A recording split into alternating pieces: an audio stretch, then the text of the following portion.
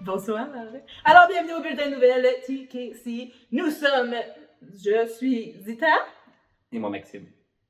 Alors, on a fait relâche la semaine dernière, mais on revient plus en forme que jamais avec vos nouvelles. Si on commence par Broadway Backwards a tenu son activité bénéfice, donc Broadway Backwards. Le principe est vraiment juste qu'on fait tout ça dans un gender fluid vision. On va interpréter des rôles, peu importe le sexe, on fait vraiment selon notre vision à nous. Donc on va avoir des hommes qui jouent des rôles normalement attribués à une personne féminine et vice-versa. C'est toujours hyper divertissant. Et surtout, c'est pour ramasser des fonds pour la lutte contre le sida. Et cette année, on a battu un record. C'est 917 651 $ qu'on a ramassé. Et encore une fois, tout plein d'artistes pour cette 18e édition. On a eu Norbert Leo Butts, on a eu Alex Newell. Ah oui. Alex. Merci beaucoup. On a eu Shoshana Bean, Robin DeJesus, Titus Burgess, Jordan Fisher, Constance Wu. Donc, c'est vraiment des gros noms qui participent à chaque année. C'est toujours hyper le fun. Ça se retrouve souvent sur YouTube si vous voulez aller voir des extraits. Et félicitations pour le record. Zita, est-ce que tu savais, bien évidemment, sûrement que tu le sais, ça fait longtemps qu'on en parle de la comédie musicale Purple Rain. Est-ce que ça y est?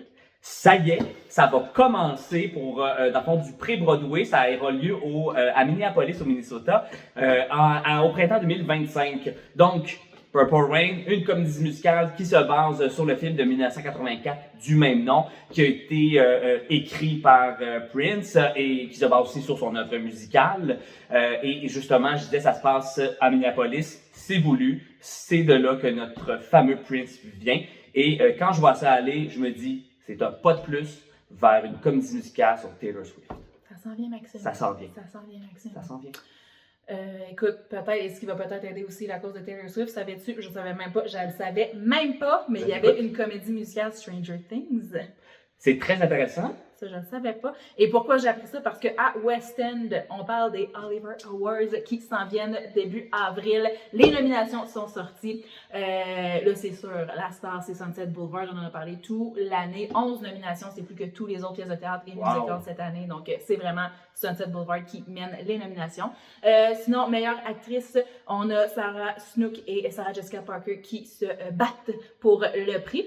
Meilleure actrice dans un musical, on a Marisha Wallace pour Guys and Dolls ou encore Casey Levi qui est nominée pour sa prestation dans Next to Normal du côté des gars. On a Charlie Stamp et Cedric Neal pour leur performance dans Crazy for You et Guys and Dolls. Et Stranger Things, c'est là que ça vient, est en nomination. On a plusieurs nominations, 5 nominations pour Stranger Things qui est sur West End présentement et qui s'en vient sur Broadway dans un futur rapproché. Donc si on ne veut pas manquer la cérémonie des Oliver Awards, c'est le 14 avril prochain.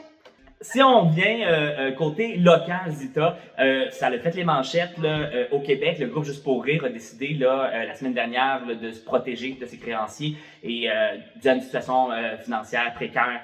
Donc l'édition 2024 là, du festival a été annulée et ils ont malheureusement licencié 75 personnes. On parle de 70% de leurs effectifs. Ça a affecté aussi différents projets. On a une pensée d'ailleurs pour tous ces gens-là, tous les artistes aussi concernés. On pense à vous.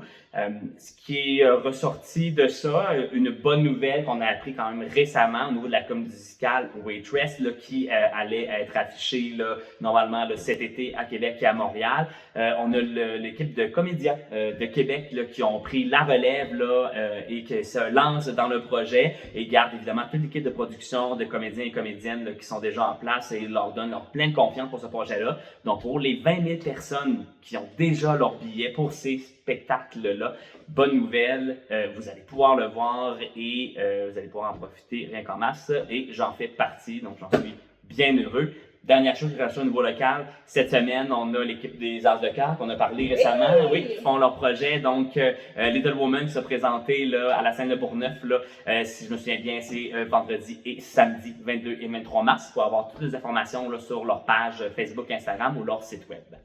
Alors voilà, c'est tout pour nous cette semaine. Merci d'être au rendez-vous à chaque lundi. On se donne rendez-vous lundi prochain pour une autre édition du Bulletin de Nouvelles TKC.